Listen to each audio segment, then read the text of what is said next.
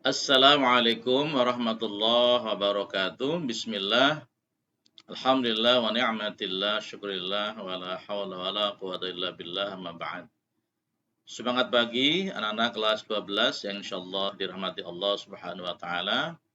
Yang saya banggakan, alhamdulillah hari ini kita bisa bertemu kembali di PJJ Fikih kelas 12 ya.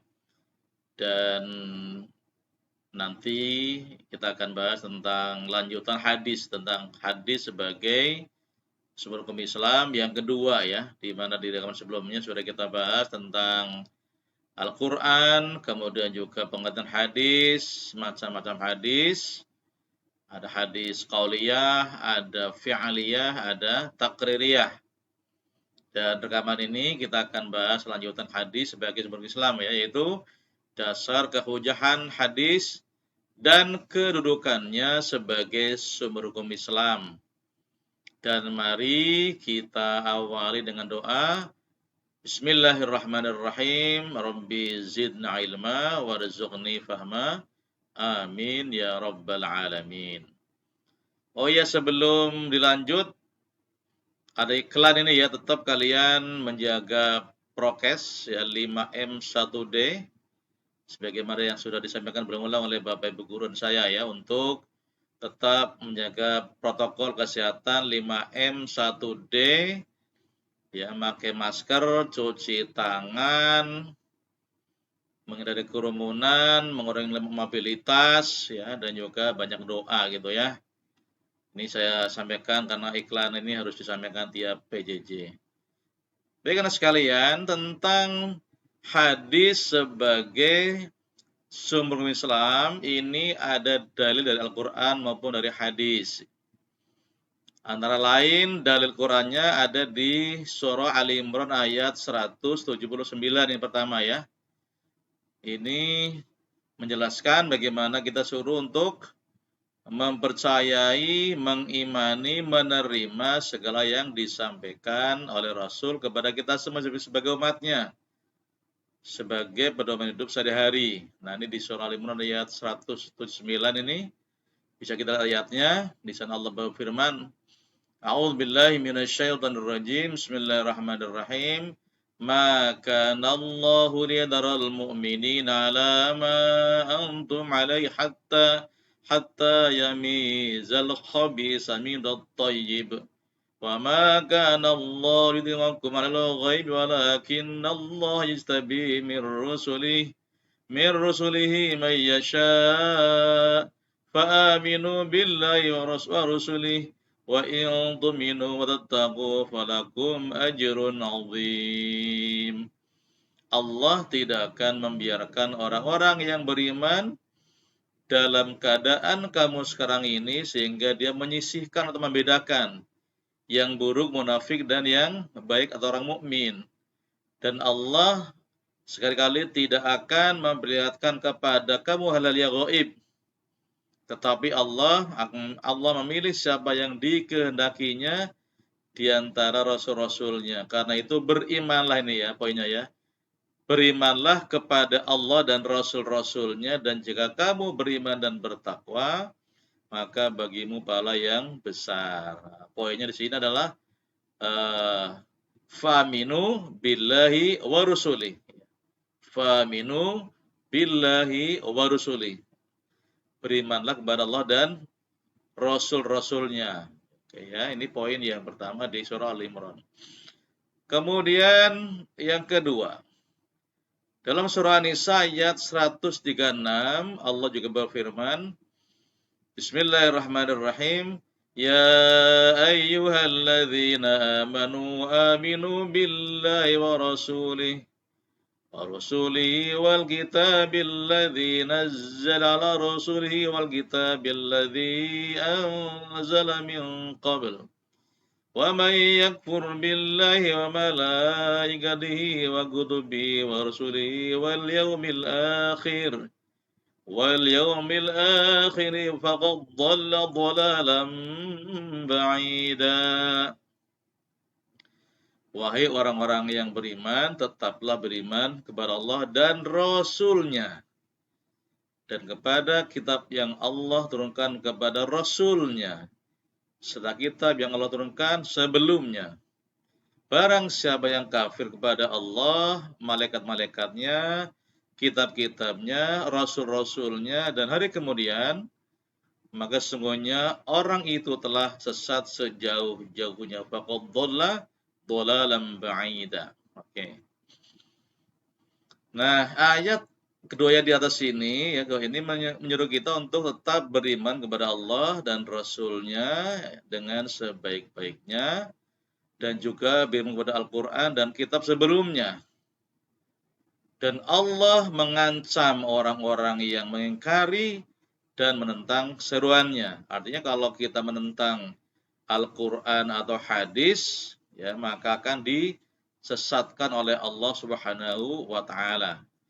Maka di sini kemudian dalil ini, Quran ini menjadi dalil tentang kehujahan hadis sebagai sumber hukum Islam. Yang kedua, ya, Allah juga memerintahkan untuk mentaati, ya, melaksanakan segala bentuk peraturan atau perundang-undangan yang dibawa oleh Rasulullah SAW, baik berupa perintah atau larangan. Ya. Tuntunan taat dan patuh kepada Rasulnya sama halnya tuntunan taat kepada Allah Subhanahu wa Ta'ala. Banyak ayat Al-Quran yang membahas tentang ini, ya. Ini ada beberapa yang bisa dibaca, dipelajari, ya. Dalam surah Al-Imran, ya. Surah Al-Imran ayat 3 nih, ya, surah 3 ayat 3. Allah juga di sana berfirman, Bismillahirrahmanirrahim. Nazzala 'alal kitaba bil haqq musaddiqan lima baina yadayhi wa anzalat Taurata wal Injil. Dia menurunkan Alkitab, Al-Quran kepadamu dengan sebenarnya, membenarkan kitab yang telah diturunkan sebelumnya dan menurunkan Taurat dan Injil. Kemudian surah Al-Imran juga nih, ya, Al-Imran ayat 59. Surah 3 ayat 159. Allah juga di sana berfirman, Bismillahirrahmanirrahim. Fabima rahmatin minallahi linta lahum walau kunta faddan ghalidhal qalbi lanfaddu min hawlik fa'fu anhum wastaghfir lahum wa syawirhum fil amr فإذا عزمت فتوكل على الله إن الله يحب المتوكلين. Maka disebabkan rahmat dari Allah kamu berlaku lemah lembut terhadap mereka.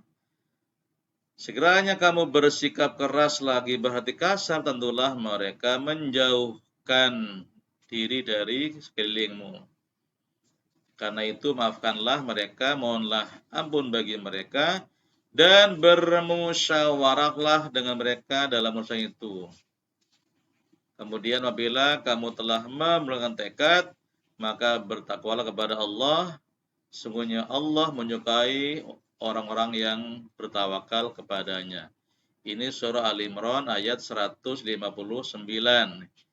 Ini juga menegaskan, ya, tentang kita untuk taat kepada Allah dan Rasul-Nya.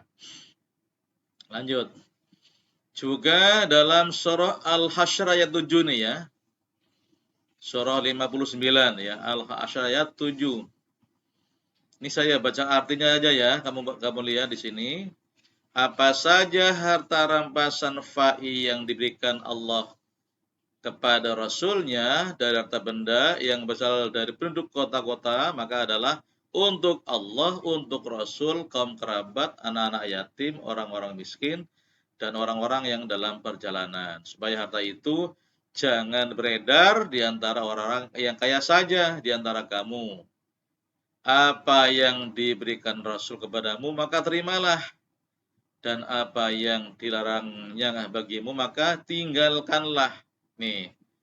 Jadi wama atakumur rasulu fakhuduhu wa manhakum anhu fantahu. Ini poinnya, ya. Jadi apa yang Allah sampaikan kita harus terima, kita ambil. Yang Rasul larang kita harus jauhi. Wattaqullah innallaha syadidul iqab, ya. Bertakwalah kepada Allah, sesungguhnya Allah amat keras hukumannya. Oke, kita lanjut. Ini juga di surah Al-Maidah 92 nih ya. Wa ati'ullah wa ati'ur rasula wahdharu.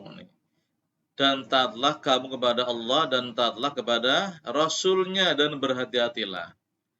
Jika kamu berpaling maka ketahuilah bahwa sungguhnya kewajiban Rasul kami hanyalah menyampaikan amanat Allah yang terang atau dengan terang. Di sini juga menegaskan nih Al-Maidah ayat 92 ya. Suruh taat pada Allah dan Rasulnya. Gitu. Lanjut. Wah ini lagi surah An-Nur ayat 54 nih. Qul ati'ullaha wa ati'ur rasul ini ya. Katakanlah taatlah kepada Allah dan taatlah kepada Rasul. Ya, ini juga sama nih. An-Nur 54 juga menegaskan tentang kita taat kepada Allah dan Rasulnya. Ini sebagai dasar hujjah ya. Tentang hadis sebagai sumber hukum Islam yang kedua. Nah, anak sekalian, dalam ayat-ayat tadi yang kita sudah bahas nih, setiap ada perintah taat kepada Allah, maka selalu diikuti dengan taat kepada Rasulnya. Ya, jadi jelas ini ya menegaskan bahwa kita disuruh taat Allah dan Rasulnya, yaitu dengan Al-Quran dan hadis. Oke, lanjut. Ini adalah dalil hadis yang menjelaskan tentang kehujanan hadis sebagai sumber hukum Islam nih. Ada hadis yang bisa kita lihat nih riwayat Al-Hakim ya. Rasul bersabda, "Taraktu fikum amrayni lam tadillu ma in tamasaktum bihima kitaballah wa sunnata rasulih," ya. Aku Rasul tinggalkan dua pusaka untukmu untuk kalian ya. Yang kalian tidak akan tersesat selama kamu berpegang pada keduanya, yaitu berupa kitab Allah dan sunnah Rasulnya. Jadi kita memang oleh Allah dan oleh Rasulullah disuruh berpegang teguh dengan Al-Quran dan hadis supaya tidak tersesat. Lan tadillu ma in tamasaktum bihima. Bahkan hadis lanjutnya adalah addu binawajid, harus digigit dengan gigi taring, maksudnya biar dipegang dengan kuat-kuat. Quran dan hadis supaya tidak tersesat. Lanjut. Yang kedua adalah yang pernah dibahas sebelumnya nih ya, tentang dalil hadis ini ya. Ketika Rasulullah mengutus Mu'ad bin Jabal untuk menjadi gubernur di Yaman. Terjadi dialog di sana, ini sudah pernah kita bahas sebelumnya nih ya, di rekaman sebelumnya. Maka kemudian dialog ini juga menjadi salah satu dasar pentingnya kita untuk menjadikan hadis sebagai sumber hukum Islam yang kedua nih. Dialog ini sudah pernah kita bahas di rekaman sebelumnya ya, tentang ini dialog Rasul dengan Mu'ad bin Jabal. Oke. Nah, hadis-hadis ini juga menegaskan ya, menegaskan wajibnya kita berpegang kepada hadis ya sebagai sebuah Islam di samping Al-Qur'an. Oke. Kita lanjut tentang fungsi hadis terhadap Al-Qur'an. Ya, ini kita akan bahas, kita akan lanjut pada rekaman berikutnya. Oke, anak sekalian, demikian untuk kehujanan hadis sebagai SHI ya, sebagai Islam ya. Nanti untuk fungsi-fungsi hadis terhadap Al-Quran kita akan lanjut pada rekaman berikutnya. Terima kasih atas perhatiannya ya. Kita lanjut nanti di rekaman berikutnya. Alhamdulillah. Assalamualaikum warahmatullahi wabarakatuh.